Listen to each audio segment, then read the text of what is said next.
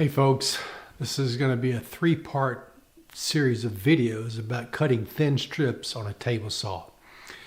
The first video is going to be 15 minutes long, and this same introduction will occur in front of all of them just to kind of explain the three parts. But the first video is 15 minutes long, and it's going to be about methods that I've tried before but have some sort of problems in one way or another. By the way, there's an exciting occurrence in this first video that's worthy of some instant replays, and so you want to be sure to pay attention to those. The second video is going to be 19 minutes long, and it shows me building the half fence thin strip ripping jig. And this particular solution satisfies all three problems: safety, reliability, and being able to do very thin strips, a 1/16 of an inch or an 1/8 of an inch, or even narrower in that regard. 1/8 of an inch and larger, you really don't need this particular jig. You can do some other things with it. The third part is 14 minutes long, and it demonstrates actually using the half fence method. Since we built it in the second video, we show you how it's used in the third video.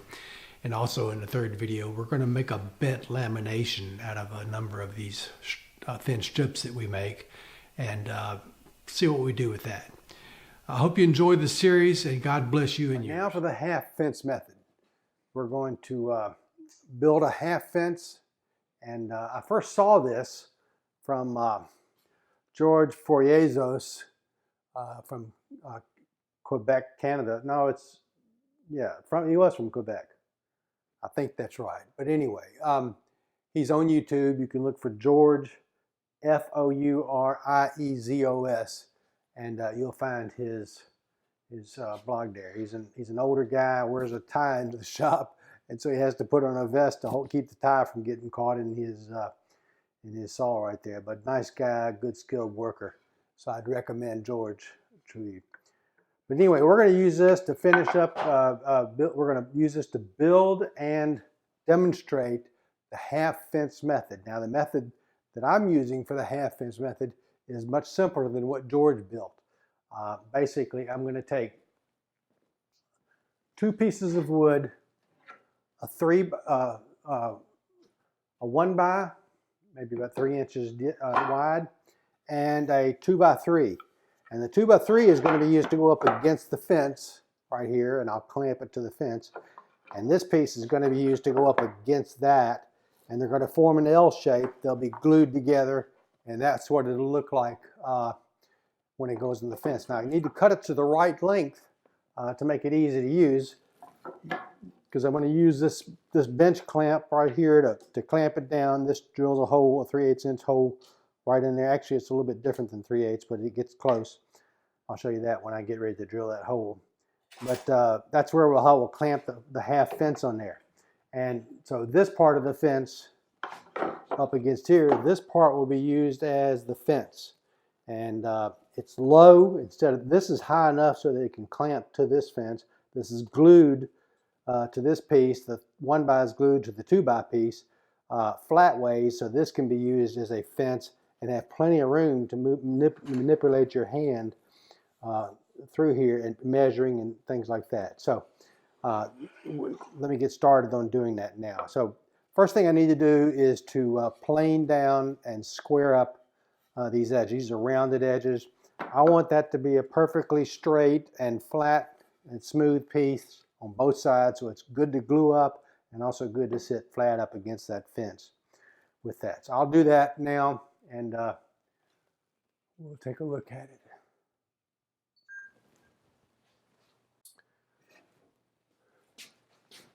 Okay, let me bend down where you can see me. This is a small little planer that I had that I'm going to use to mill up this piece of wood. It's perfect for small pieces of wood like that, but I'm going to first mill an edge, and then I'm going to use the edge as a way to get it. Actually, I think I'm going to do the flat space first. I'll mill it flat on this side, and then I'll mill the edge, and I'll do flat on the other side. Normally, I would run through a planer on this, but a planer, but this joiner will work just fine to get it all square for this table saw right here, for what I want to use it for. So I'm going to hook up the dust collector over here, this Festool dust collector. And this thing is going to hook up in here. I've got two hoses, a large one and a small diameter one for smaller tools. Let me make sure my large one's hooked up there, so I can turn on my dust collector when I get ready. And I'm going to set the depth of this thing. Okay, it's right at 1/16, or excuse me, 1/64. I want it to go a little bit deeper than that because this is just a 2x4 type material, so I should be able to cut pretty deep. So I'm going to try to make 1 or 2 passes per side as I go through this. So dust collector on, then this goes on, and I'll talk to you on the other side. Too loud. You put on my hearing protection.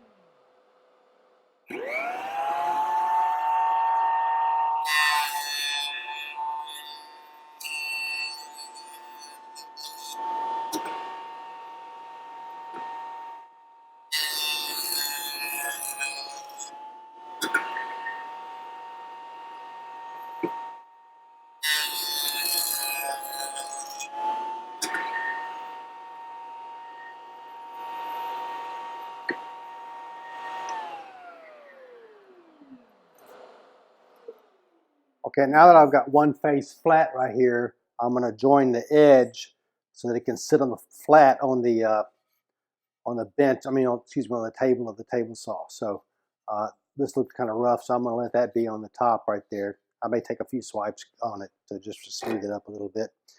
But anyway, I'm going to hold this fence is square to this table, and so I'm going to hold it tight against the fence so that I get a good square edge going across here.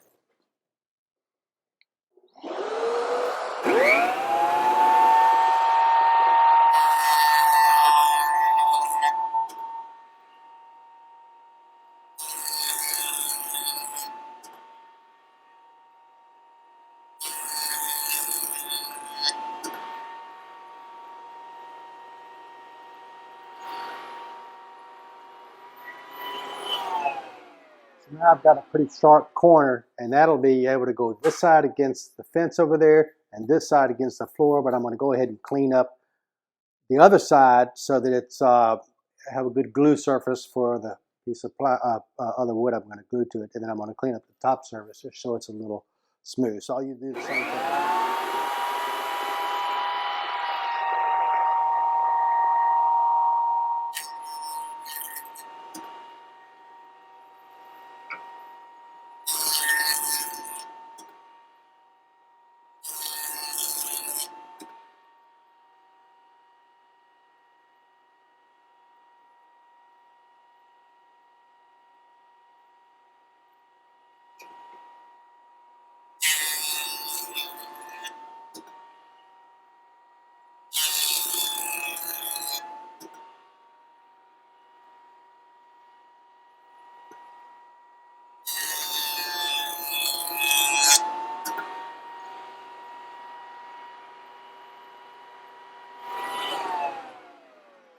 Now, you see where this knot is right here.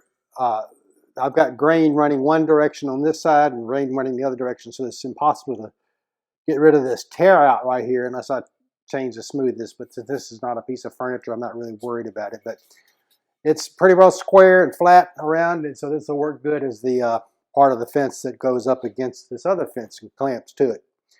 All right, so next thing is to get this edge. Is that the one I want?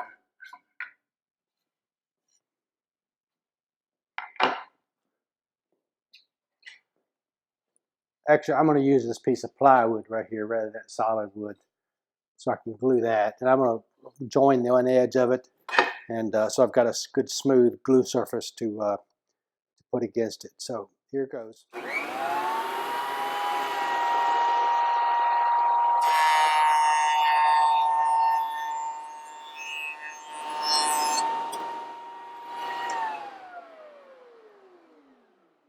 All right, that makes for a good surface to put on it. This is cheap plywood. It's got voids in it, but it'll work for this case as a jig for us. All right, that's it on that. Okay, getting ready to glue this up. What I want to do first, though, is cut these to length. These are not the exact same length, and I want them to be somewhere between here and the end of this. That's how long the half fence needs to be. And the way I figure that out is I'm going to hold this 3/4 inch piece of plywood up against the blade, and I'm going to mark 2 places in my pencil here. And the first place I'm going to mark it is the point at which it gets cut off. So I'm taking a blade, and this blade will cross that point right here. Actually, I'm going to move the back of the fence to just to that point. So the back of the fence is to that point, and then the front of this thing, this is the point at which it first enters the blade. So it'll enter at that point, and when it gets to here, it'll be cut all the way through. So from here up to here, that kind of circle of the blade will be it. And so what I want to do is I don't want this to go too far up the blade so I get that binding effect that we had before.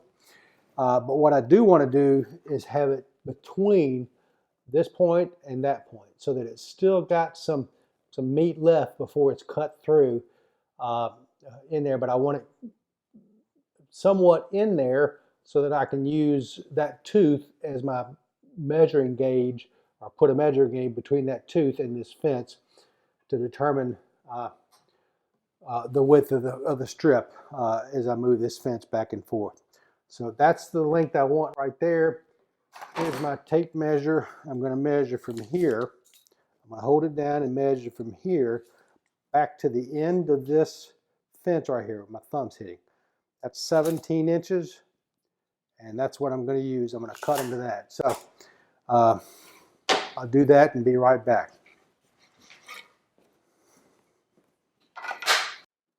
Okay, so I'm going to set this up on my miter saw right here, and I'm going to move this gauge till it reads exactly 17 inches. So right here, 17 inches, I tighten it down, and I pull the stop down, and so I'll cut both these pieces the same length. So that one's out of the way. I'll cut this plywood first. It looks like I need to move this over just a tad.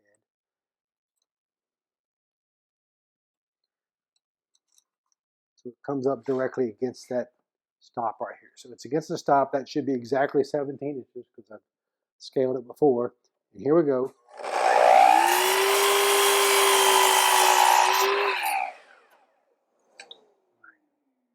Throw that piece away. Pull this down.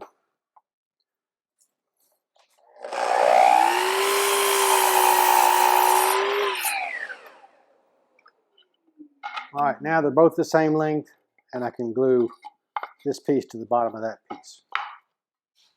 Okay, so now I'm going to glue these together, and I'm going to find a spot on this table that you'll be able to see me put it down. I don't want to get glue on the table, so I'm going to use some wax paper, and I don't want the, if I did it over on my assembly table, which is made out of MDF, it would stick to that as well. So I'm going to take a piece of wax paper that the glue won't go through and it'll release from easily. I'll put this piece, actually that's the piece that goes up, this piece right here, and this piece is going to go up against this right here. This is the piece, this is actually the piece that I planed down here, so that's exactly the right length. So the first thing I'm going to do is put some glue on this, and this end grain absorbs a lot of glue, so I'm going to put it down once, spread it out, and then put it on this other piece as well. Now it'll get a chance to soak into that end grain.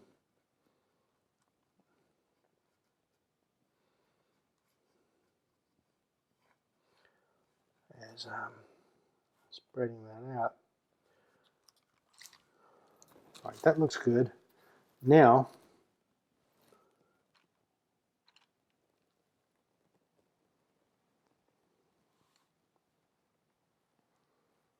same thing down here. But let me go get something to spread it with.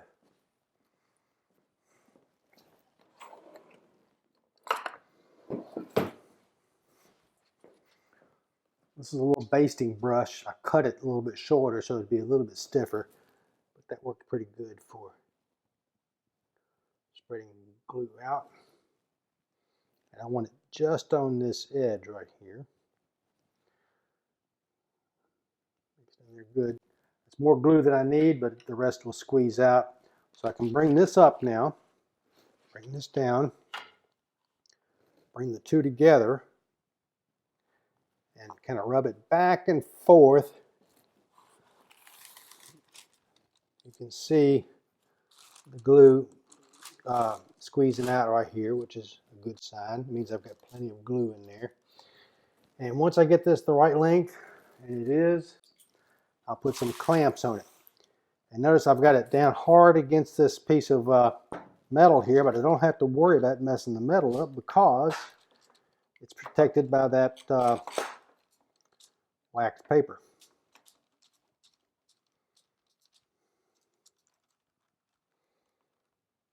All right, that's the first clamp. The next clamp will go down here.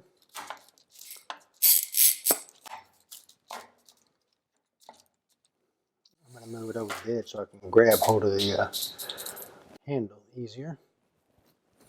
Pushing down to make sure they're both flush with the bottom of the saw. Get the top for that glue. Keep it from drying out. Stick that on there. All right, one more clamp ought to do it. So here that clamp is, and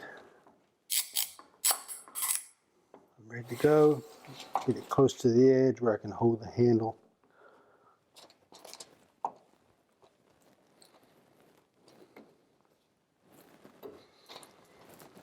And believe it or not, it takes about 6 minutes for that to set up. This is fast drying glue. And I can take it away from that piece of wax paper. That's what squeezed out on the bottom. And there it is right there, the squeeze out. I'll get a towel and wipe that off.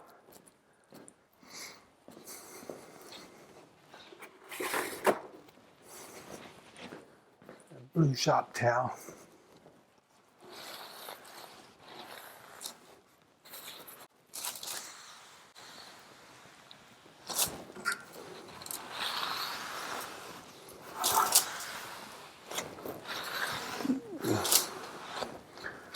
I may run this through the planer one more time to make sure I have a good flat bottom, but I'm not sure. I don't think it'll be necessary.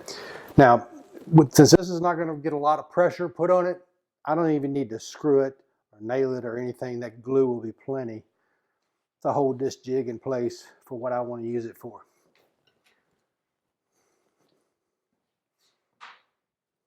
Wash that up later. Okay, what can I do in the meantime? Okay, let me tell you a little bit about the other piece of this. So this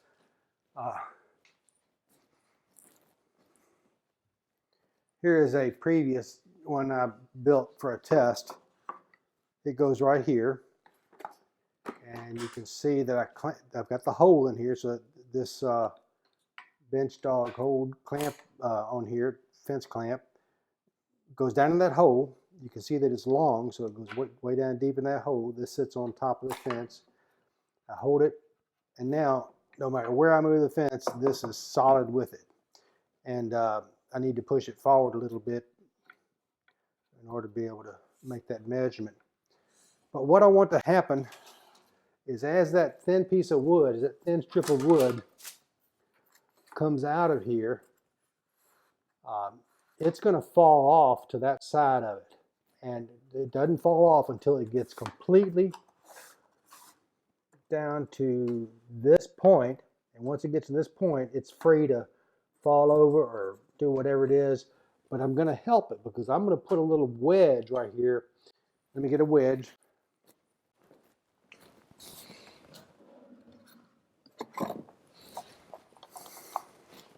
I keep these wedges all the time. I've got some big ones and some little ones. So my battery just went dead again. I'll be back when I get the new battery. Okay, so I was showing you how the fence, the original fence I have works with this thing. This is probably almost dry by now. As I've replaced that battery, you can see where the glue has squeezed out a little bit on its side. That won't matter. I'll put this aside and show you how to drill a hole a little bit later. But Okay, folks, so that's the end of part 2. Part 3 is going to do a demonstration of the use of the half fence jig, and we'll be seeing how that works best of all the ones we've been looking at. And so please subscribe and like and click the bell to be notified of new videos as well. Thank you and God bless.